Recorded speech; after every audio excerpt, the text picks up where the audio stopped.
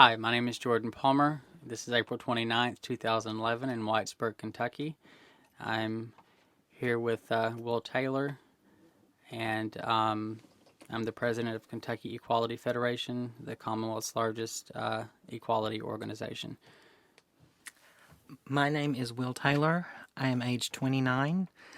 This is April 29th, 2011 in Whitesburg, Kentucky, and my relationship to Jordan Palmer is that he is my friend and the president of the Kentucky Equality Federation.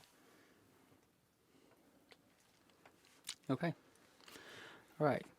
So, Will, what was the happiest moment of your life?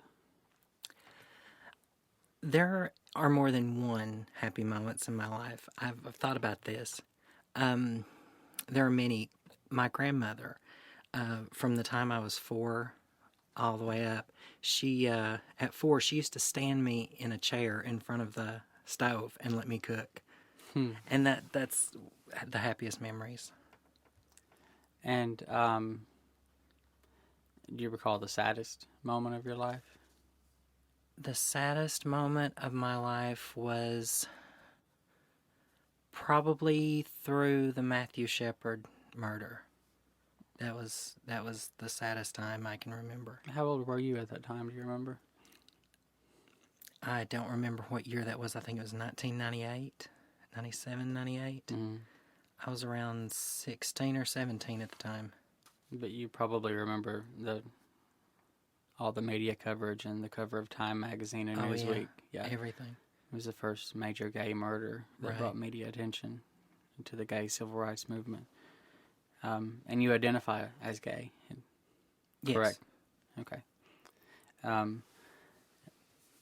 Is your grandmother still alive that you're talking about? No, she passed away December the 14th, 2006. I'm sorry about that. And I noticed that your father is here with you today also. Is your family supportive of you being born gay? My dad is. My mom, not so much. We just don't talk about it. It's just something that isn't discussed. Right. Okay, I understand. And who would you say is the most important person in your life? The most important person in my life would probably be my best friend, Jamie. She's been there through everything. I've known her for years. I can't even remember what year we met. But she's been there through everything, and she always has something nice to say. Like what kind of nice things does she have to say? Oh, anytime I mess up or I do something bad or I just make an epic fail, she's always there to pat me on the back and say, well, you can always try again, or there's next time, or it wasn't so bad. We all need friends like that. Right. Has she been a big influence in your life, or what was the biggest influence in your life? The biggest influence in my life would probably, I have to explain a little about this. My mom researched our family tree, and her maiden name is Howard. And come to find out that her great aunt or something like that was Elizabeth Howard, who was mother to Anne Boleyn, who was mother to Queen Elizabeth I. And I have researched Queen Elizabeth I, and she's just a really big influence. The Virgin Queen? Yes, the strength and the perseverance. Which is why what I was explaining outside, why we use Kentucky's the Commonwealth of Kentucky, the Commonwealth of Virginia, Massachusetts, Pennsylvania.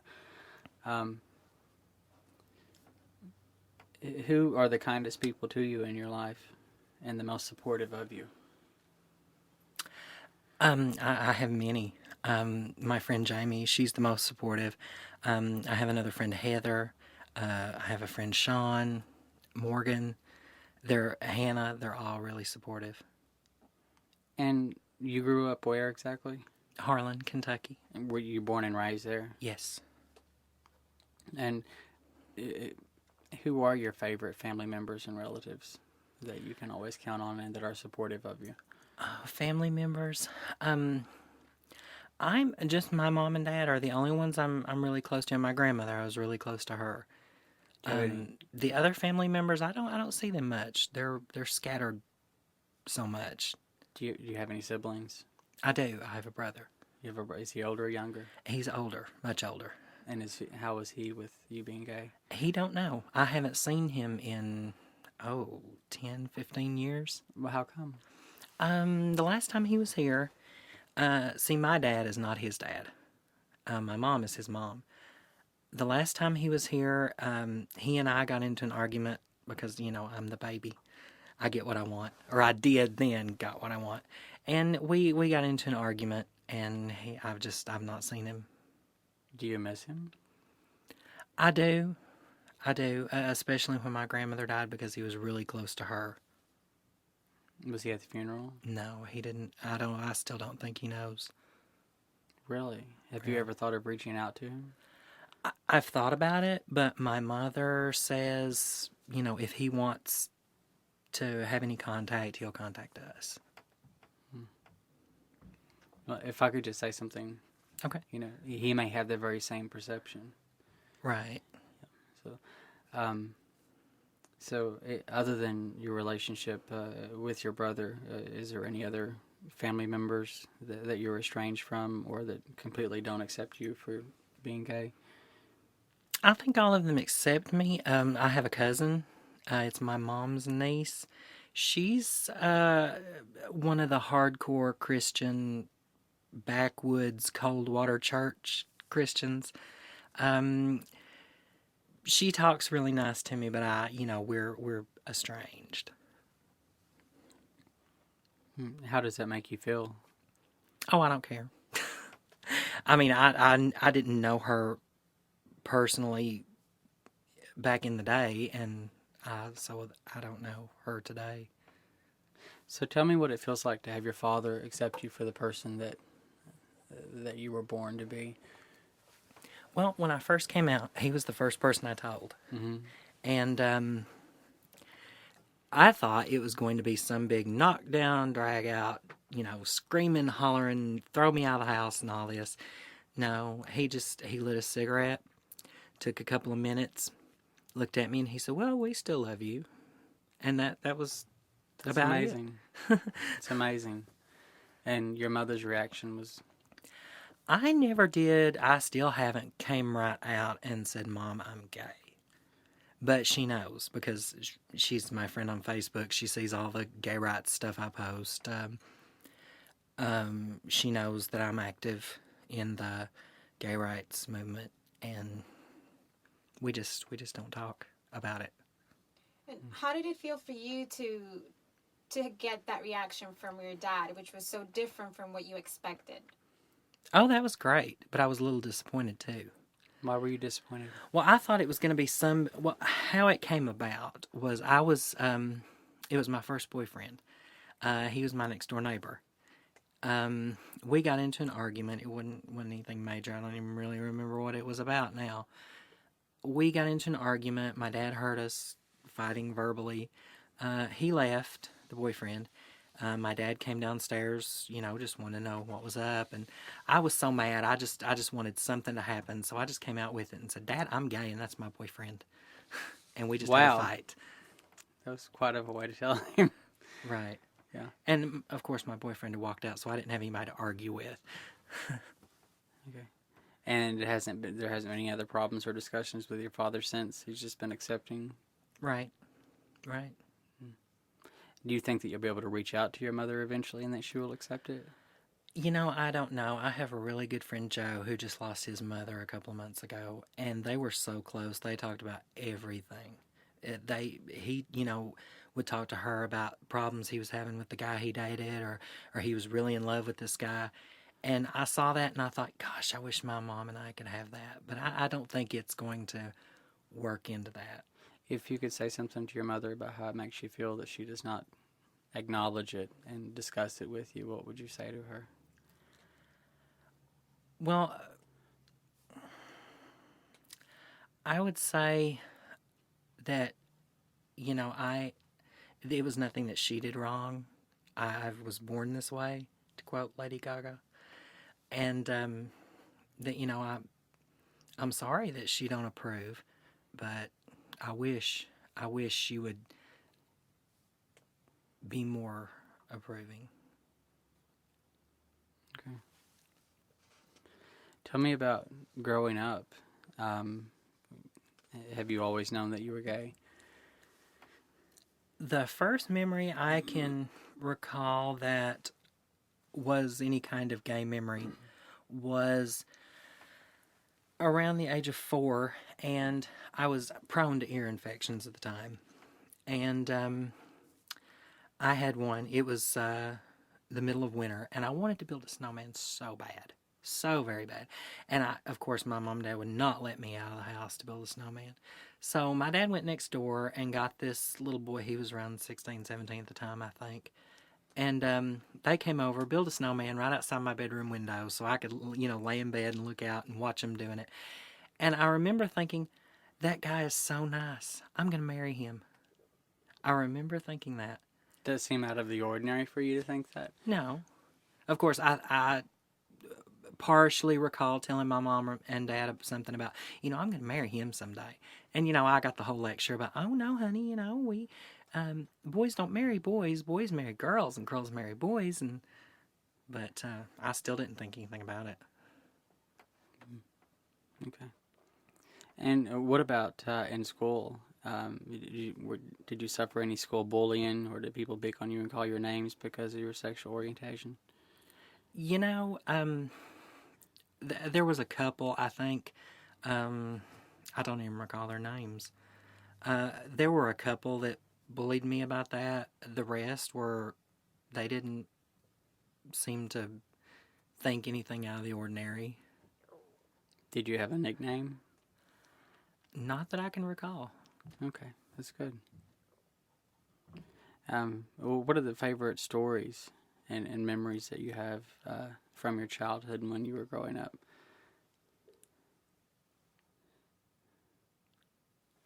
Well, like I said, I remember my grandmother. I always wanted to stay with my grandmother. That felt more like home than home did. Grandma's boy? Oh, yes. And I remember when you would walk into her house, it would always smell like biscuits or cornbread. Always cooking. Oh, yes. And we did a lot. She, like I said, used to stand me up on a chair in front of the stove and started me out scrambling eggs and little stuff like that. And then she got on into baking apple stack cakes and such. So a minute ago we were talking about, you had mentioned that your mother and some of the problems that she may have with your sexual orientation. Can you tell me about your religious beliefs or what religion that you believe in? I am Catholic. My personal belief is that if you are born gay, you're born gay. Now, the other, such as gay for pay or something like that, I think that's totally a sin. You're talking about porn. Right. Okay. I think that's totally a sin. But if you're born gay, that's who you are. That's how God made you. So you do believe in God. Right.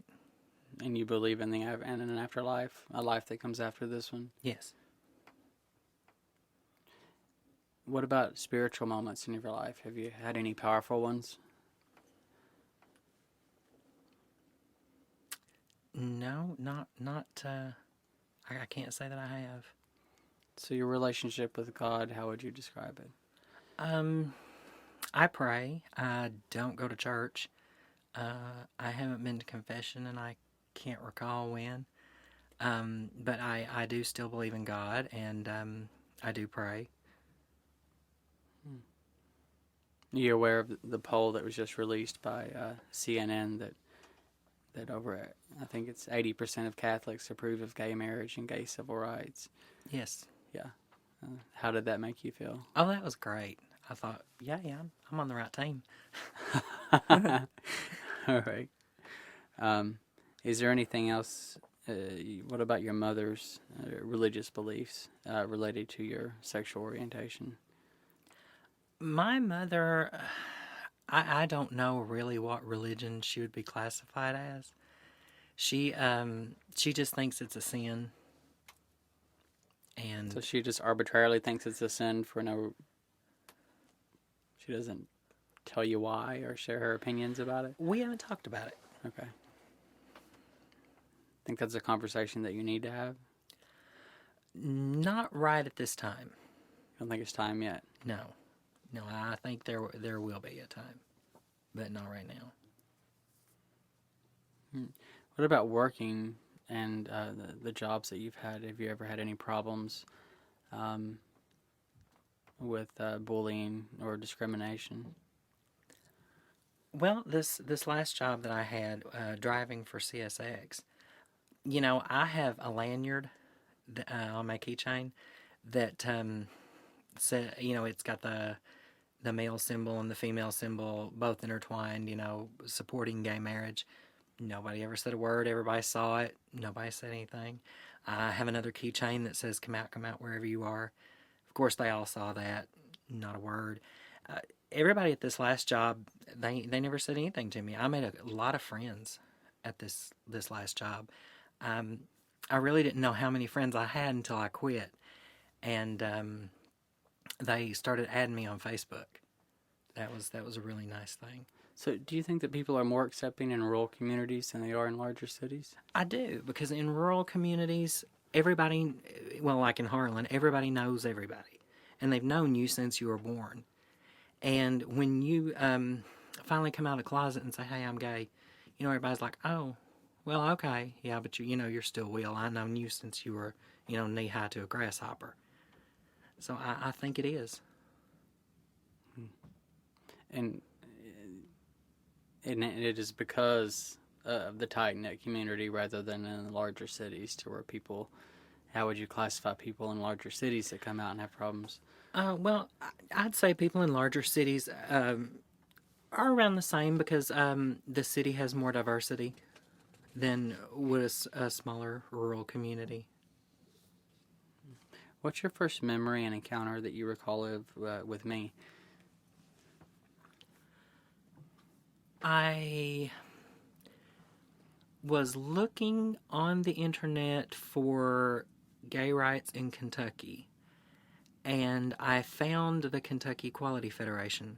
And then on Facebook, I think you were mutual friends with somebody, and I added you, and I saw the name Jordan Palmer, and I thought, oh, that's the president of the Kentucky Equality Federation. That's my hero. And I remember sending you a message, I think, telling you that I wanted to join. And then I was telling you, oh my gosh, you're my hero. And do you recall a time when you made signs and put up around the county that you live in? I do. And that was the first time anything like that had ever been done. Can you tell us about it? I worked as a security guard at a coal mine, and I had a lot of time on my hands because the shifts were anywhere from 12 to 14 to 16 to 24 hours. So I thought, and I had been involved in the Harlan County Humane Society, and I had worked my behind off for animal rights, taking people to court over animal cruelty, and I started to think, well, if I'm doing all this for animal cruelty, why can't I do something for gay rights? So I bought some poster board and some markers, and I made, I guess 100 a night that said support marriage equality with the Kentucky Equality Federation website to sign the declaration. And a friend and I hung those up all over Harlan. And of course, somebody every morning around 9 or 10 o'clock would tear them down. So then the next night, we'd go hang them up again. And at that time, I was getting 3-4 days a week off, where I worked so many hours at once.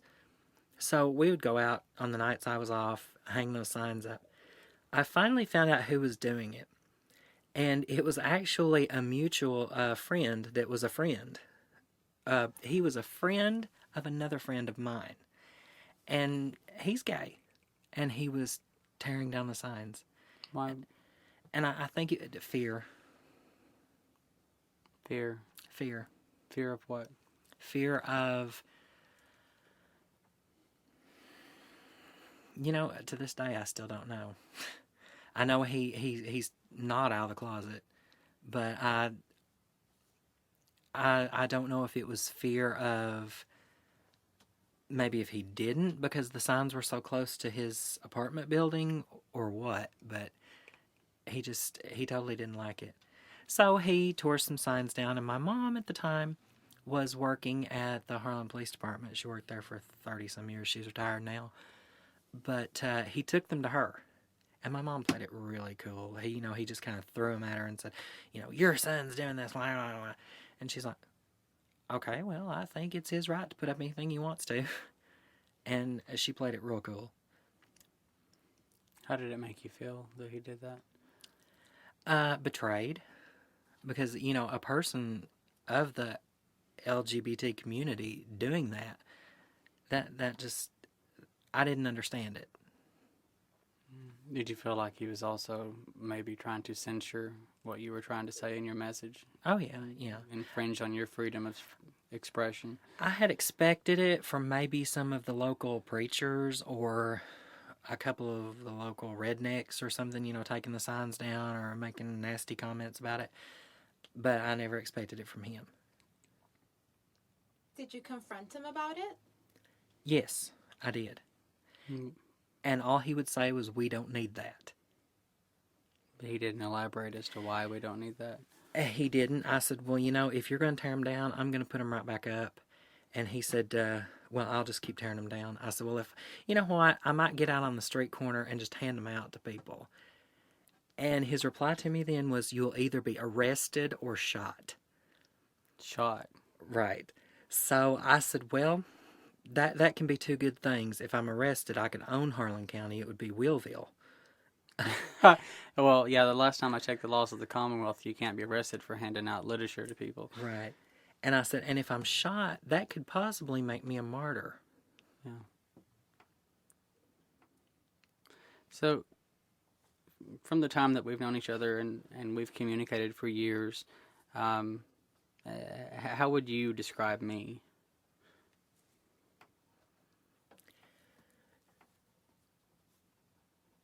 You are like a great influence to people. You're out there. You do TV. You've done radio. You do interviews everywhere. And, I think that helps a lot of people, especially young people who are afraid of, oh my gosh, what's going to happen if I come out? And I think when they see you, they're like, oh, well, there's a guy. He's a young guy. He's a good-looking guy. It might not be so bad. You can see the same thing about yourself for doing this. Oh, well, I try. Yeah. So how would you describe yourself? Well, I know that a lot of people that are still, in the closet, now that, everybody knows that I'm gay, they come to me, they ask me questions. They send me emails, asking, well, I think this person knows, what am I going to do? I want to come out, but I don't really know how to put it. A good example, a friend of mine, his dad is a Pentecostal preacher. Mm-hmm. He's gay, and he kept telling me, he's like, no, I'll never come out. And I'm like, oh yeah, someday you will. Someday it'll just, you have to, you will. And he said, oh no, never, never. And I always made the joke that he was not in the closet. He was hidden somewhere on the other side of Narnia. Finally, one day he was talking to his mother, and he said, I'm kind of lonely. I need to find somebody, to spend the rest of my life with. And she's like, a man or a woman? So he just answered, a man. And she's like, just nodded her head. So she was okay with it? Oh yeah, she knew. She knew. And he told his dad said, pray. Pray? Pray, and that's it. That's all he ever said to him about it. He was not pray. accepting, or he just, what? Why did he tell him to pray? I don't understand. I don't understand it myself, but he just told him to pray, and he's never said anything bad against him or never had any controversy with him. So where do you think that we'll be here in the Commonwealth of Kentucky in 10 to 20 years as far as people being accepting because of their sexual orientation or gender identity? Oh, I think it's gonna go a long way. This the generation below me, they're very accepting. I have a lot of friends. They're from the age of 18 up to 25, and if you'll notice, these people, like when we go out have coffee or something, with my friends that are around that age, that generation. When they see somebody, they're like, oh, hey, they hug each other. They're very accepting, very loving toward each other. And before they leave, they hug each other and they're like, oh, see you later, love you. And I think it's this later generation is a lot more accepting. Yeah. I've always said that I think it's our obligation, living in this generation, and especially my obligation, not to let inequality pass into another generation. How do you feel about that? Do you think it will pass into another generation and they'll have to continue this fight? Well, I think that inequality is being taught by some parents, but then of course the kids they have to figure it out for themselves. And I know there are a lot of kids coming out of the closet younger and younger, and they're being more accepted. Would you say Kentucky parents teach their children their morality, or they pick it up on their own? Well, we're in the Bible Belt, and I think that media and the parents have a lot to do with the kids' morals. But then I think when they start school and, like I have a friend, he's transgendered. He's 18. He's been out since, I think, 6th grade. And, everybody just loves him to death. And I think once they see that and they accept it and they're like, oh, well, they're telling me this is wrong, but I have a really good friend here, Well, I'm not, I like him for who he is, not what he does. My father's a regional chief minister with the Church of Christ, and I was always taught that it was a sin, but I did not have gay icons that you see on TV when I was growing up. But I have to say for myself that even then I did not agree with anything that he said. I've always been very strong opinionated. Would you describe yourself as the same growing up? Well, I think I would. I've always had a strong opinion on things, and I always like to tell people my opinion. That gets me into trouble sometimes. But I'm very opinionated. Always have been. Is there anything that you've always wanted to tell me but haven't?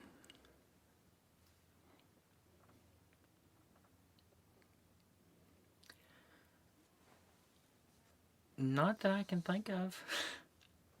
Okay. Do you have any regrets in your life? I regret not telling my grandmother that I was gay. Oh, she didn't know. No, because she lived in an apartment building for a long time before she came to live with us in the year 2004, I think. And there were a lesbian couple lived next door to her, and people, older people especially, in an apartment building, oh, they're lesbians. So I was talking to her one day and she's like, oh, I love those two girls to death. They're just like my daughters. And I was like, Grandma, you do know they're lesbians. And she's like, oh, well, that's their business. It's none of mine. It's a good attitude to have. And I thought, if I had it to do over, I would have told her. Do you think that she may have known anyway? No, I don't think so. You don't think that her putting you on a stool, on a stool to fry things and to help her cook, and you being Grandma's boy? Oh no, she did that with my brother too. Okay. He was really close to her like that. But you think she would have been accepting and loving regardless? Oh yeah. What do you think your grandmother would say to your mother? if my mother were to say anything negative, she would probably have slapped her and said, leave him alone. Yeah. And that's how my grandmother was. I was her little one. But if your grandmother were alive today and you had have told her, though, given your mother's attitude of not discussing it, what do you think your grandmother would say to your mother? I think she would have probably just told her, hey, get over it. That's who he is, hey. Live and let live? Right. And a minute ago you were talking about your family heritage. What is your ethnic background? Well, my mother traced our family tree all the way back to Right. English descent. Right. Which a lot of the people in this country came from English descent. Do you think any of those traditions have been passed down to your family? No. No, I don't think so. Well, the Catholicism. The Howard family was always known as Catholic. I think maybe that has been passed down. So, are you involved with anyone right now? No. So, when was the first time that you fell in love? The year 2000, I think. It was the guy who lived next door to me. I remember a couple of years before, I saw him working as a bag boy at Don's Super Saver, and I kept thinking, oh my God, he's cute. And then after that, he moved next door to me. And it's a funny little story. I had not met him because I'd been really sick. I had the flu really bad, and I was in bed not knowing what was going on. So about 2 weeks, he had lived there. I didn't even know it. And it was snowing really bad the night that I finally got up out of bed, and I thought, I need a cigarette. So I went outside on the porch, snow pouring down. He comes walking up the hill, because there's only 2 houses on that hill. And he looks up, he says hi. And I said, I think it's going to snow. And he started laughing. We just started talking. And it went for 3, 4, maybe 5 months that we were just, friends. He'd come and hang out with me. My mom worked at night. And I had just graduated high school. And I was working with Humane Society. So I had all night, to just hang out, play music. He played guitar. So he never knew that you were in love with him? No, not until I told him. And then what happened? Well, we took a walk down the hill, and I told him, and he's like, oh, yeah, I know that. Oh, he already knew that. He knew that. And I said, okay, so you know that I'm gay. And he's like, oh, yeah, I know that. And I'm like, okay, so I guess we're not friends anymore, are we? And he's like, well, I really like you. So it started from there, and we dated for 8 years. Oh, a relationship? Yes, we broke up in 2008. Wow, okay. What can you tell me about your first kiss? I don't remember it. You don't remember something that important? I don't remember it. Do you believe in love at first sight? No. No, you have to get to know the person? Yeah. I feel the same way about that. What do you think about your previous relationships that you've had? And what lessons have you learned from the previous relationships that you've had? I've learned that if you love somebody, you're not going to try to change them. Because with my first relationship, I tried every way in the world to change him because he was bisexual. And I tried every way in the world to change him. Of course, that's not going to work. You have to let people be who they are. And that's why I don't believe in love at first sight, because they can just be gorgeous on the outside, but then totally ugly on the inside. So you said he was bisexual. That's not something that you agree with? Well, I'm all about equality, live and let live. I understand that. I just, I don't think that I want a relationship. Well, that's a big area. if if somebody was bisexual and they could be faithful to me, that I'd have no problem with it. But the way that relationship went, 4 or 5 girlfriends, while he was dating me in the 8 years, yeah, that I have a problem with. I would tell you what I think about that, but I don't think it would be allowed over the air.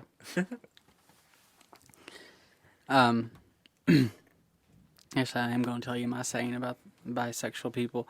I think it's our obligation to try to understand everyone and not to judge them, because first there's tolerance and then there's acceptance. I don't understand a lot of things about people, but I accept them for the person that they are. I think that we have a lot of learning and education to do to the general public about the gay, lesbian, bisexual, and transgender community. Would you agree with that? I do. And how do you think that we go about doing that? I think by getting the word out, doing what we're doing now. Public speaking. I think letting them know that, we're not child molesters, we're not, pedophiles, we're not